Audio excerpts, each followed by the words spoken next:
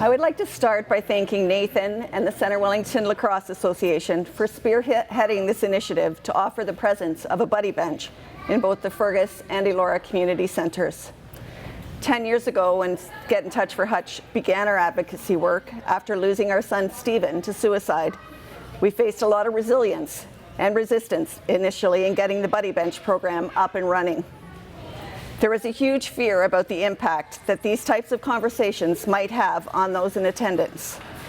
There was a concern about what we would do if the content triggered someone who was present, if they were struggling with their mental health.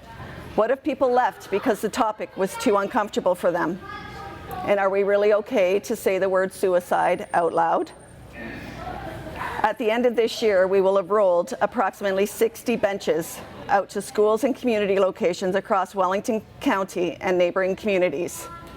This only happened because we were able to connect with people who believed in the advocacy work that we were doing and understood how important it was to talk openly about suicide and mental health. This includes all of you who are standing here with us tonight.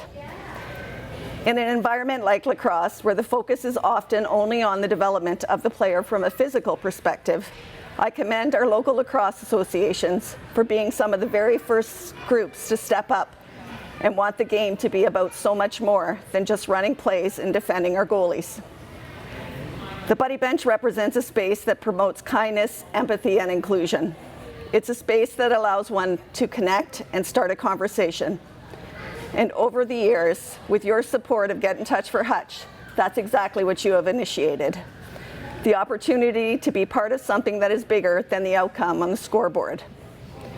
When we look at our players and coach them holistically, encouraging conversations about what else might be going on in their lives that might be having an impact on their game, amazing things can happen.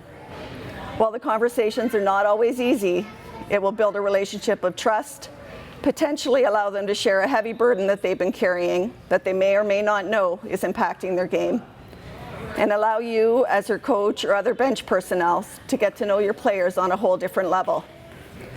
When we talked a bit earlier about the fear that comes into play during these important conversations, I think part of that might come from the fact that these are in fact difficult conversations to have.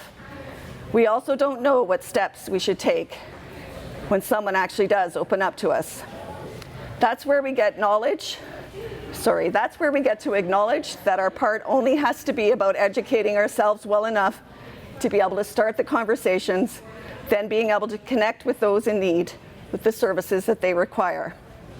We are so very grateful to have a strong partnership with Canadian Mental Health Association, Waterloo Wellington, and here 24/7 almost since the very beginning of our advocacy work.